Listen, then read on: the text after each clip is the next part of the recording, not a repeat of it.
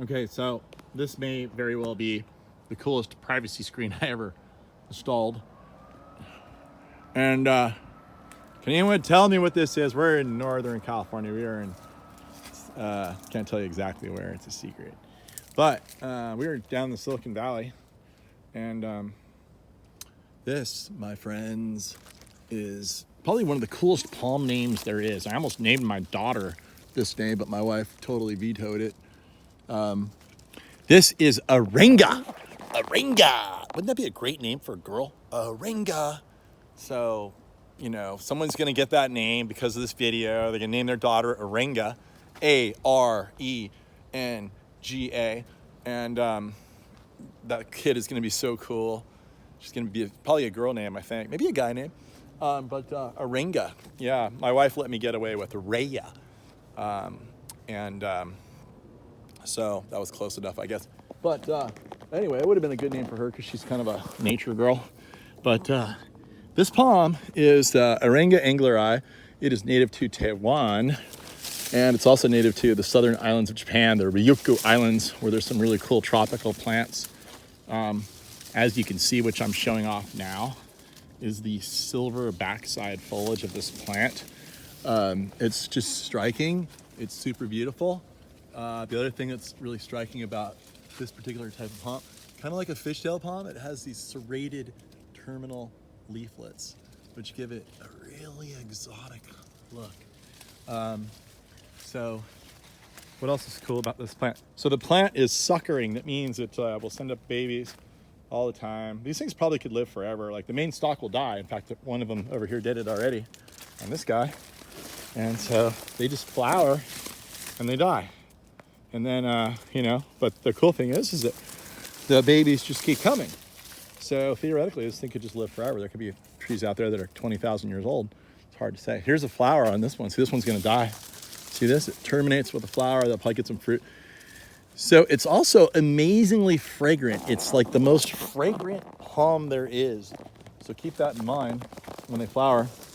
It's not at that stage yet right now. But you see, here's the stalk. This stalk's gonna be finished. It's over with, it's done. But there will always be babies coming up. That's why it makes such a wonderful hedge plant. You can see I'm 6 feet tall, right there. And the tree is probably about, what, 3 or 4 feet taller than me. So that means it gets up to 9, 10 feet tall. But it can get really wide over the years. It can get like 12 feet wide, maybe even wider, that just keeps spreading. There's also variability, just like all palms and all plants generally. All plants generally. That's an oxymoron. But anyway, no, so this one here has wide blades, so there's variability in the plants. Whereas this one doesn't have as silvery a foliage underneath, and blades aren't quite as wide, but there's something much more beautiful about this particular one here. You can see the structure of the foliage. Because it has, I guess it's because these are kind of short and they're fat and wide, it's really compact.